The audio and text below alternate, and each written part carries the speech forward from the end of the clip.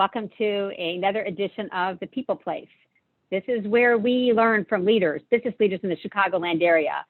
The best place I think that we can grow and learn is to learn from others, some of their successes, lessons learned, things along the way. I am Karen Kimsey Sword. Joining me today is Alex Hoffer. Alex is the Chief Revenue Officer from Hoffer Plastics. Hoffer Plastics is an industry leader and innovator in the custom injection molding industry. Alex, I saw something on your website that said you produce and ship more than 3 billion plastic parts annually. Pretty impressive. So welcome, Alex. I'm excited to talk with you, our time together. And why don't we just start with kind of high level, tell us about you and tell us about your your journey as a leader. Well, first of all, thank you for having me, Karen. I'm excited to be on your program and I appreciate it.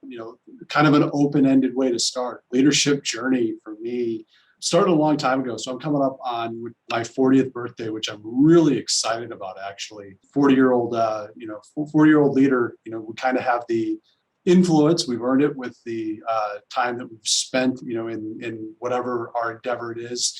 And my wife likes to say, men age typically better. So that's her words, not mine. So, I'm like, maybe that's a good thing for me, I guess, because I'll take any help I can get, right? So my leadership journey, I'm dating myself because I'm sort of a cusper between Gen X and millennials, and I'm a third child. And I'll get to my sisters who I co-lead the business with, I'm sure later on in our time together. So I was born in the 80s and grew up in the 80s and the 90s and kind of believed that anything was possible. We were sort of in the self-esteem, everybody gets a trophy for showing up. We were kind of at the onset of that.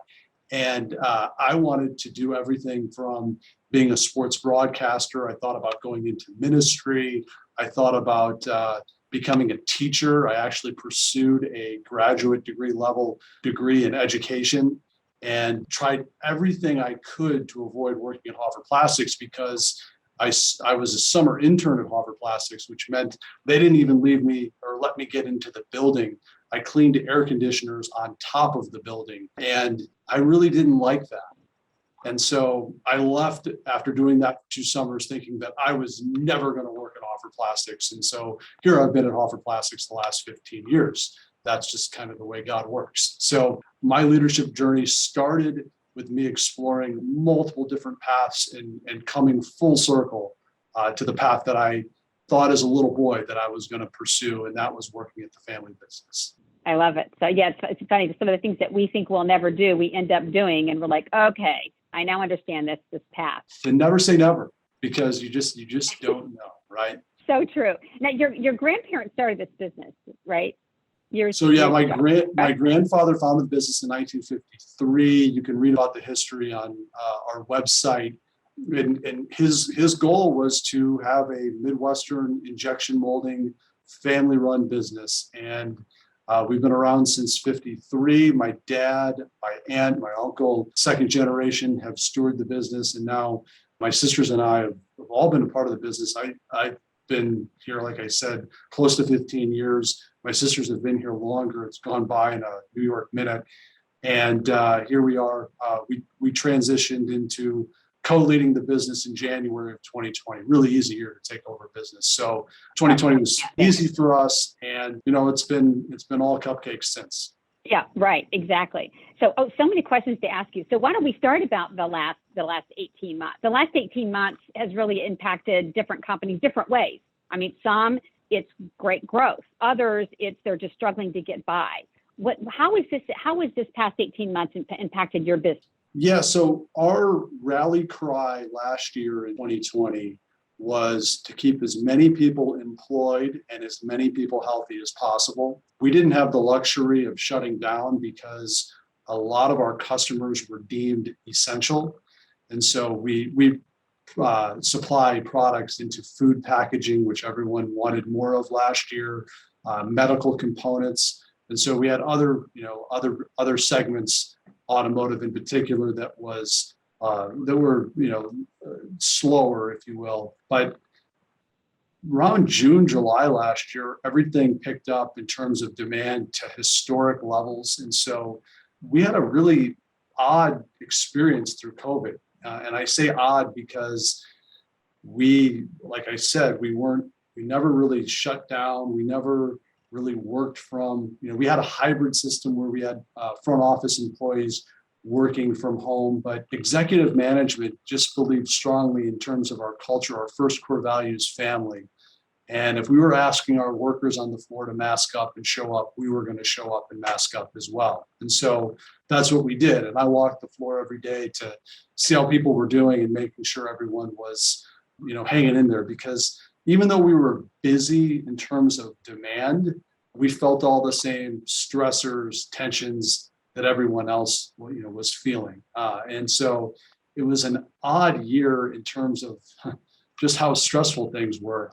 I will say, as we transitioned to 2021, things got harder. And they got harder because in our industry, in the plastics industry, we've had two challenges that are historic. And so what I've been telling people is, last year we ran this COVID marathon.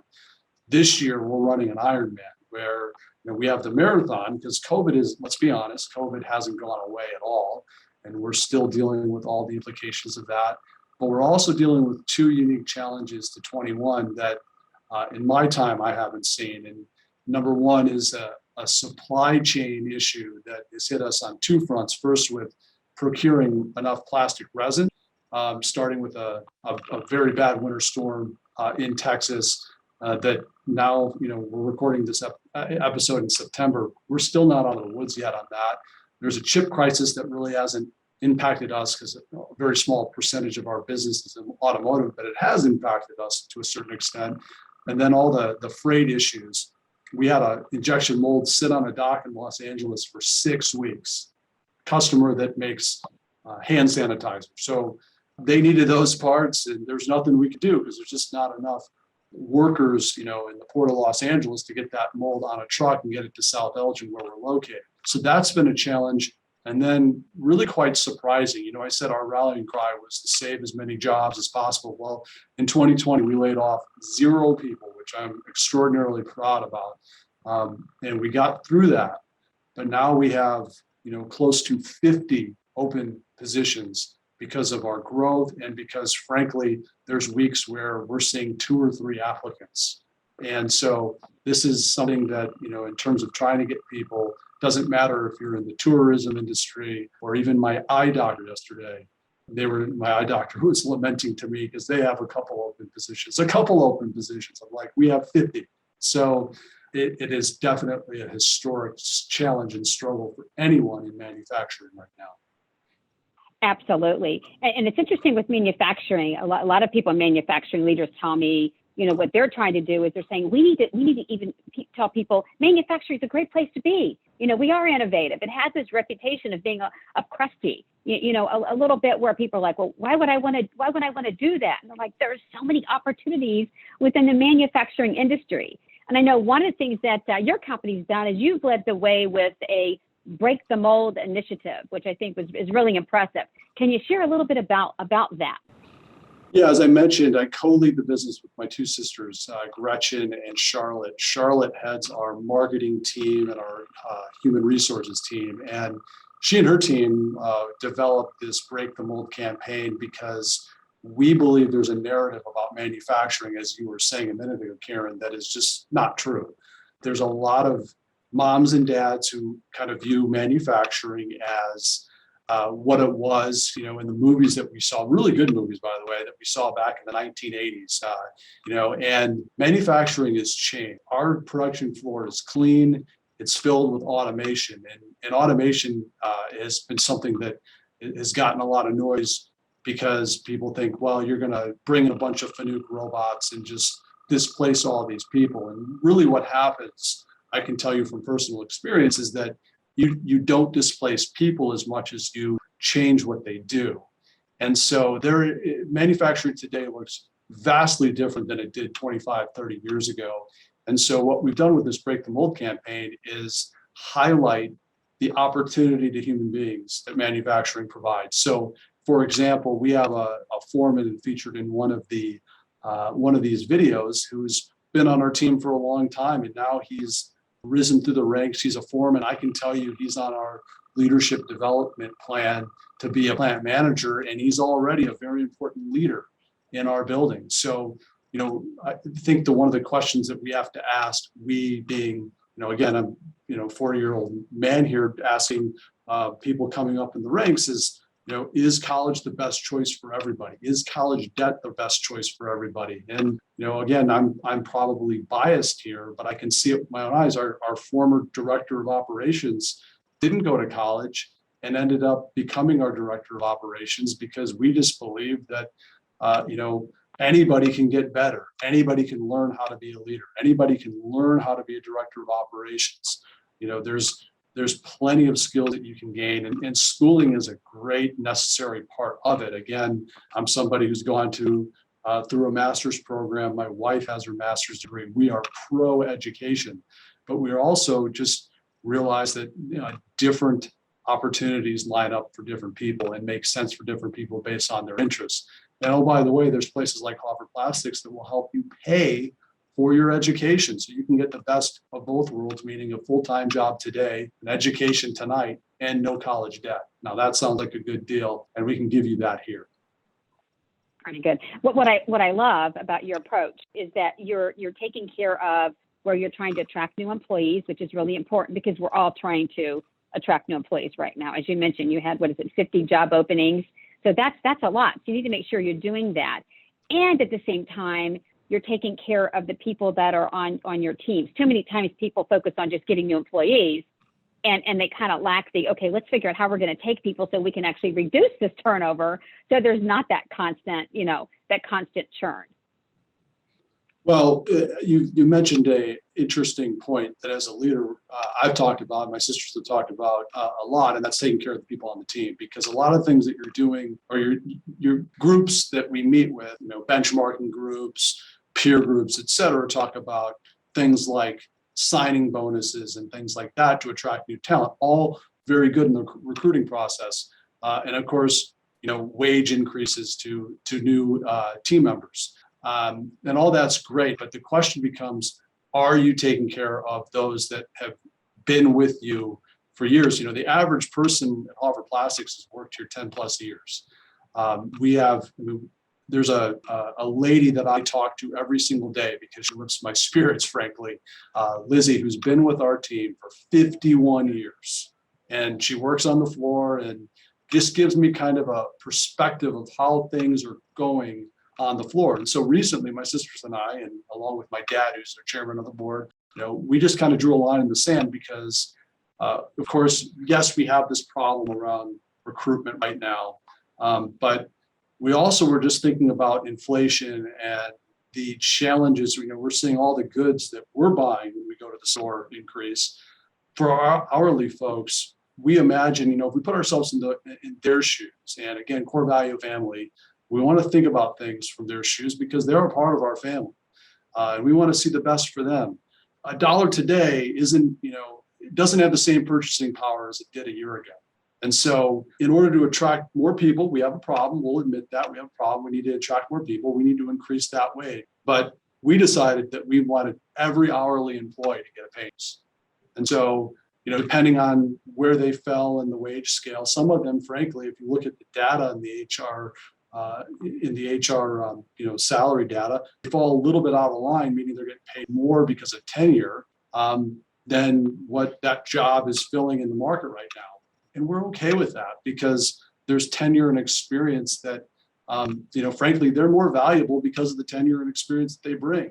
And so we just feel like that's the right thing to do. And it's got to be, pay a wage increase for our newest team members has to be good news to those who've been here for 51 years as well. And Lizzie was, in our executive boardroom, was part of that conversation because we want to make sure that we're doing right by her and all the other people, the people that we celebrated who've been here for 30 years, 35 years, et cetera. So it makes the business a little bit more challenging to run with the increased cost, but it's necessary because the environment that we're in right now, we got to take care of everybody with this inflationary problem or challenge.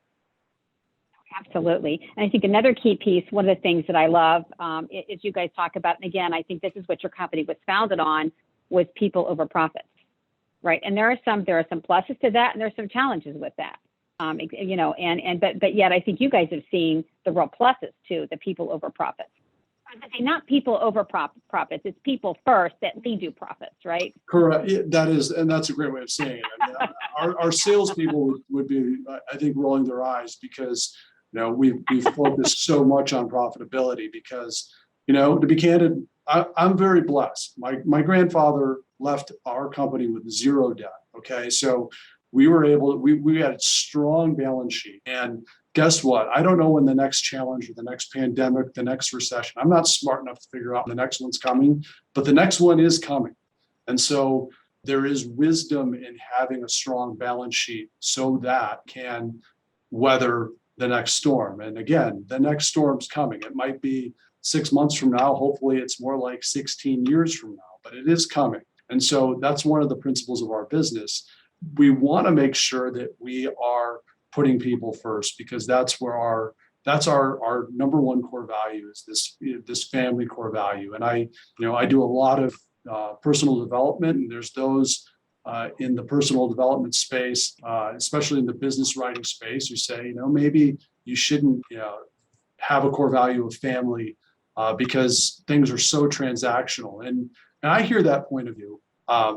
There's a lot of people changing jobs and what have you in the environment that we're living in. And maybe there's some pros to that.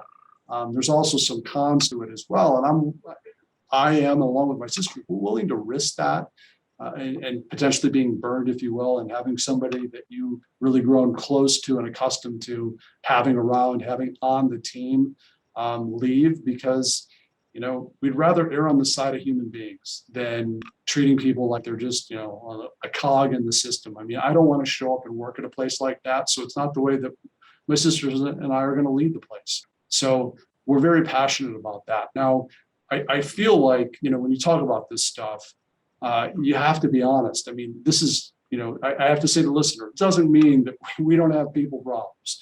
It doesn't mean that you couldn't find somebody who would write a negative review, because guess what? We're filled with human beings at Hoffer Plastics, and sometimes we screw up and get it wrong.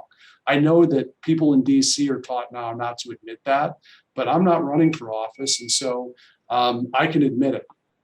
We do get things wrong, and when we do, we apologize and try to make it right the next time. And so it's not like a perfect place here. So I want to be clear on that. But by the way, I like that, because I think you're right. This isn't like just nirvana, and we're going to have the warts, right? We're going to have the hard stuff, and I think that's part of business. And I think another part is the transparency to say, okay, we screwed up, right? Okay, well, we didn't live that right the way we should have, and of course, correct. Karen, I can tell you and I could have recorded a podcast last week on people problems that would have been very fascinating for the listener, because there were a plethora of people problems here, which is, frankly, to be expected given the culture that we live in right now. And no human being is meant to live with the amount of stress that we have collectively lived under the last 18 to 19 months. And so I don't care, when I go to church on Sunday and I talk to our executive pastor at our church, I go to kind of a large church. Guess what he's dealing with? I mean, supposedly he's got a bunch of Christians who are supposed to play nice together in the sandbox, and he's dealing with people problems too, because no one has lived through, 18 to 19 months of this amount of stress in our lifetimes. And so we're all dealing with it. And so as a leader, we kind of have to have some thick skin and just meet people where they're at and have some honest and vulnerable conversations and do all the things that we've read about the last 15 years that have gotten us prepared for this current crisis that we're in, frankly. Oh, absolutely. And I think we're all dealing with it. And it's not just like in one area of our lives, it's in all these different areas. And so any tips you have on what you're doing, even with people to kind of, you can't really minimize stress, but how do you help address it and help people with it? Anything that you guys have done within your company that's worked? Well, first of all, if I had that answer, I would write a New York Times best-selling book and probably be able to retire. So I don't have the answer, but I can tell you a few things that may help the listener out. Number one, I firmly believe that you can't lead others unless you lead yourself first. And so, as uncomfortable as this may sound, you really have to lead yourself from the standpoint of making sure that you're showing up in the right state of mind, given whatever challenges that you're going through. And so, there's a lot of things that I do on a personal basis, and I can kind of go through a check mark. First of all, I have an executive coach. Unashamedly, I talk to an executive coach once a month, and I air out kind of what's going on in the business, and he teaches and challenges, and he's kind of a pain, but he's a really good pain in the best sense of the word. This might sound weird to somebody, but there's a lot of leaders falling from an accountability standpoint. And so I meet with an accountability partner twice a month, every other Tuesday. And I meet him in our executive conference room, and we hold each other accountable. He's in a different industry. He's an IT person. We don't have a lot of common interests, but we hold each other accountable on the things that matter most to us. So I do that. I meet with a group of men and do kind of some leadership development. We talk about life and make sure that we're kind of in the right headspace. And again, these are small things that get me in the right headspace to lead others. In terms of what leading others looks like, the most important thing that I do each week, and I feel like in this COVID world, it's been more important to meet face to face, not on a computer screen, but I have a quick huddle with my direct reports at least once a week, and we communicate, we talk, and I don't know what everyone has different views on masks and all that stuff. So do what's comfortable, but err on the side of human connection, because there are things that I learn about in those one-on-one meetings that are absolutely valuable to our mutual relationships. And I always tell them, the people that report to me, no one works for me, they work with me, meaning we have to figure this out and work together. And so I'm meeting with the kind of high level, not kind of, absolutely high level people. So we have a new person leading our sales team. So she and I chat once a week as, it's part of her training, and it's also part of getting her up to speed. And she has brought out some incredible insights to our team and been a huge blessing so far. I meet with our director of engineering every week and talk about project management. He also oversees our tool room, and we talk through not only initiative strategies, but personnel problems, et cetera. Same with our director of operations. He and I, we never have a small list to talk about, because when you're in ops and you're dealing with, that's the bulk of the organization. There's a lot of things going on. Now, I'm not anti-email, I'm not anti-Zoom, but what I can tell you with these other communication tools is that they're good and they're better than not communicating, but they're a lot easier to hide behind. You can show up on a Zoom call and hide and not give everything. So in person, you can read their entire body language, and you can tell when you need to ask, the next question. So for example, if maybe there's a personnel problem in ops, and I can tell that our director of operations wouldn't hold back, but let's just say in this case he was. I could tell, hey, what aren't you telling me here? And how can I help you, resolve whatever this issue is? And so that weekly in-person meeting, which I know listeners have probably read about it, book after book, actually doing it, and it's on your Outlook calendar, and it's non-negotiable. I do it every Friday morning. And then lastly, I'm sorry for the long-winded answer, but after that, I use a weekly planner by Michael Hyatt, and I plan the next week. And guess what? By Monday morning, that weekly planner's probably already been changed 500 times. But I have an intentionality. I know where I'm going. I know what the three most important things are leading into the following week before I leave Friday, because in this high stress environment, I want to be there for my family. I want to be all in for my family over the weekend, not thinking about, kind of the mental Rolodex. So what do I have to do on Monday? Now, I know when I get, when I leave the gym Monday morning and drive over to Hoffer Plastics, I know what the game plan is. Again, it might change by 8:15 because that's how the world works, but I know what the intended game plan is. I love it. I love the modeling first as a leader, which is so important. And what you're doing is it seems like you're modeling for your leaders, so then they can model for their people, right? So then that really helps build your culture. I love the intentionality with communication, with really, and it's not just communication like checkmark communication. It's the real communication. It's the two-way communication. I think that's wonderful. And I love your planning too. The intention. I always say, plan your work and work your plan. And even though the plan might change, you at least have a little bit of a plan to start with. So I love that. And I think that probably has helped you with handling stress. Well, the other thing I would add, again, kind of probably in the uncomfortable area for some of us, it is for me, I'll admit it.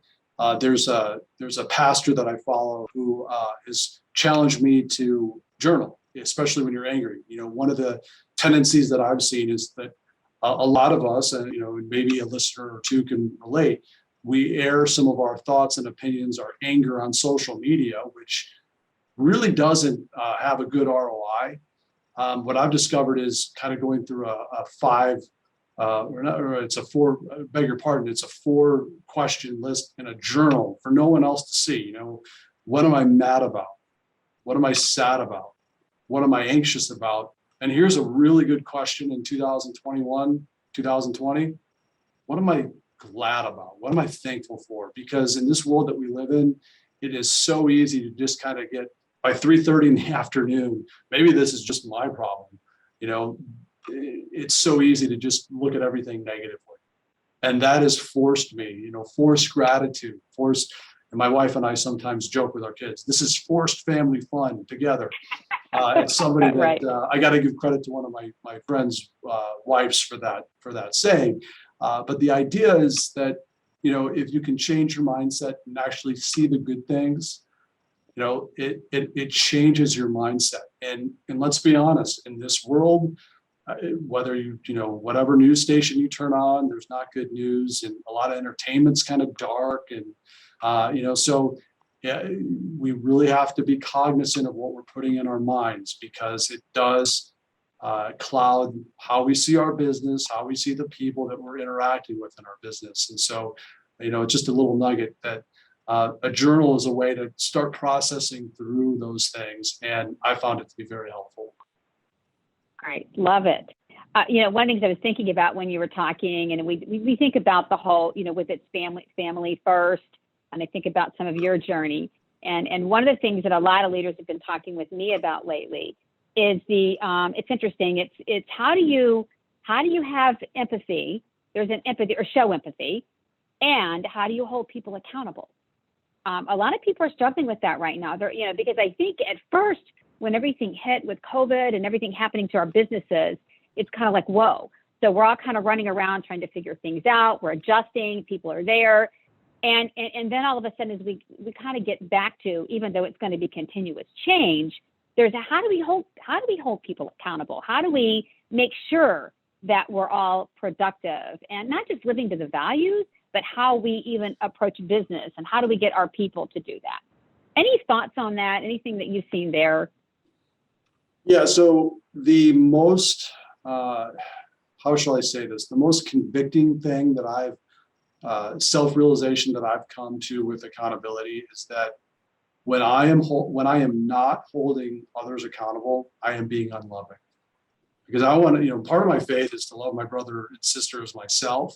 And so when I pass on that, and often I'll own it, in the past, I've passed on that, because not intentionally, but unintentionally, because, well, it's awkward. It's like, I don't really want to have the hard, difficult conversation. So, if I was, Karen, if I was going to hold you accountable, I'd go talk to Frank about you, because that's easy. And I can process it, maybe get some good ideas, and then come back and coach you, because I love to coach and encourage. And that feels good, because you feel good when I coach, and, we're not having a hard conversation. We're having a, rah, feel good conversation. So that first realization, as small as it may sound, has really helped me, because if I am truly going to live a life that puts others ahead of me, then accountability has to be part of that, because I need to be held accountable. And so again, I think so much of our world right now is kind of looking out and blaming other people for a lot of things. And so when I think about accountability, again, I can't speak to other people, but when I've failed, it's often another reason has been not only the first one's kind of the fear of just having the hard conversation. But when I've gotten past that, sometimes it's been, well, I haven't been clear enough in what that expectation is. So for example, maybe there's a person in operations who's pursuing a metric and they are crushing that metric and they think that that's the most important thing that they should be doing. So for us, maybe it's cavitation in their plant. So that means that all the molds are producing as many parts as possible out of that mold. And they're crushing it and it's great. But maybe the metric that they need to be following is, we measure the fallout cost, the cost of parts that we lose for various reasons like startup or scrap or anything else, because we take plastic waste very seriously here because we want to be good stewards of our environment. And so maybe for whatever reason, they're not focused on this fallout metric, but to me as their leader, that's like the number one thing. If I haven't communicated that crystal clear where they're able to tell everybody in their world that that's the number one thing, the problem is me, not them. And I have to be honest, times in the past, I've discovered that I haven't been as good at communicating that because, well, they have their goals and, their goals should, in the performance review, but come on, let's be real. How many people listening to this have forgotten their goals by January 13th? Most people, because they're not really, goals are, I am a goal guy. I have 10 goals in my planner. And guess what? I review them. I'm so type A. Ask my wife. I review them every week and they change. But most people aren't like me in that sense. There are a lot of type A listeners, I'm sure, but not everyone's wired this way. So one of the things that I've done, again, is reinforce these expectations in these weekly meetings. We talked about that in the last question. The expectations should be clear. And these weekly meetings are not a performance review. Really, it's a relationship building and communication tool. That's all it is. It's something that we have fun. There's more laughter than serious conversations in these meetings. But the beauty of it is that everyone's on the same page. And if there is a course correction, it happens weekly. It doesn't, we don't wait till the performance review, which is probably not for another, we're in September. It's probably sometime in December or January. Another thing that I use is key results areas, KRAs. And these are written so succinctly that somebody not in their job should be able to understand, here's what success looks like. So again, going back to that plant manager or that person in ops who, yay, I got the cavitation, but I didn't get the fallout. The fallout would be right there. It'd be in plain English that success in this plant is maybe there's a numeric, keeping fallout to 2.5% or lower. I don't know, I'm making it up, but it's very clear. And they can, oh, okay. They look at it and say, oh, this is what success looks like. This is, I know if we look at our plant metrics and fallout is 2.4%, we had a really good day. We're beating our goal. Now, next year we got to do a little bit better than that, but it's clear. And so again, I come at accountability. It's so much incumbent upon the leader to be clear as opposed to, well, we just got to hold people accountable. And, the person's like, well, what am I being held accountable to? Because if we don't get that communication piece, then whatever conversation that we're having, it's not going to be impactful. It's not going to be effective because again, that plant manager or that person in ops might feel like they're successful. And then guess what? Now we, the leader, are being, we're being mean and vindictive because we're not seeing their success. When in reality, we had a communication problem on our end. Right, which then breeds lack of trust. Exactly. Which is not good to have, obviously, as we all know. But it's so connected. I think many times people don't see that full holistic connection between the accountability, the trust, the communication, the expectations. One last thing I would say on this is that, you talked about empathy. Again, I look at things so much from, okay, what can I do better? What can I do better? that empathy piece is absolutely critical. I think as a leader, my best moments are when I'm understanding the challenges that direct employees are having and trying to get into their shoes and figure out, instead of looking at, well, why are they doing what they're doing? Asking a question, what about this?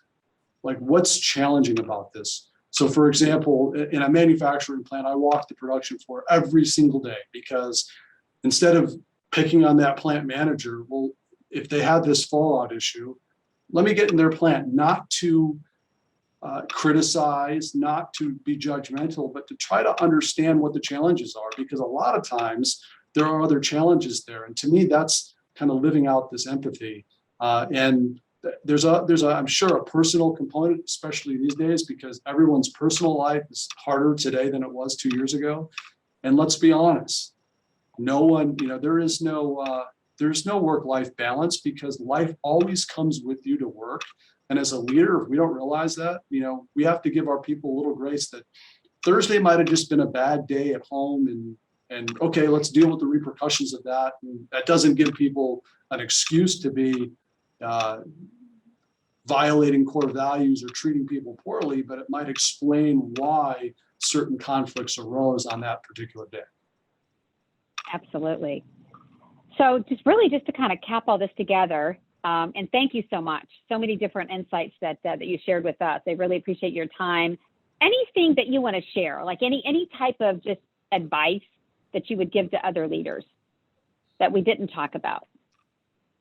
I think one of the things that what I've been thinking about a lot in the last year or so is this journey is really hard for leaders right now. And again, I feel like a leader, to define the term, I think a leader is anybody, at its simplest term, is anybody who's worth following. And so that means it's not necessarily a CEO, because there's CEOs that I wouldn't follow to jewel, let alone work for, right? Whereas, like I mentioned, Lizzie on our team, who's been here for 51 years, she leads me sometimes because she sees things in her plant and as just this loving, encouraging personality. Because what I'm saying is she's got influence, and that's really, to quote John Maxwell, leadership's always influence. And so when I think about that, and I think about the particular challenges, I just want to encourage people to persevere. It's not always going to be this way. Things are challenging right now, and I just have this hope that things will get better. And I don't put a timetable on it, but just keep persevering, and have a cause that you believe in that is worthwhile. I've thought a lot about these people on our team, because frankly, that is my sisters and I, our cause that's worth fighting for. And, we love people. So we haven't talked too much about the customer side of it, but we put the customer at the top of the org chart. They're at the top of the house. We want to serve and help people win in a multitude of ways. And then along with that is our internal team members, because we just believe, if we have more customers to serve, we'll have more opportunities for our family members here. And so, leadership is harder today than it was 2 years ago. It'll probably be harder a year from now than it is now. That's just kind of the trend of society and culture and all the things, all that headwinds. But we need to persevere as leaders, because we're doing invaluable work. We are working with human beings. We're helping them improve their lives. We have a very noble cause. And so I just want to persevere. Encourage anybody who's thinking about throwing in the towel. I'm with you. It's hard. I don't know you, but trust me, my journey's hard too. And we just got to keep getting up every morning and persevering, because working with human beings is worthwhile work. It is. It's tough. It's the toughest thing, but it can be one of the most rewarding as well. So absolutely. Thank you so much. Absolutely. Thank you so much for your time. Appreciate your insights. And it was great talking with you. Well, thanks for having me, Karen.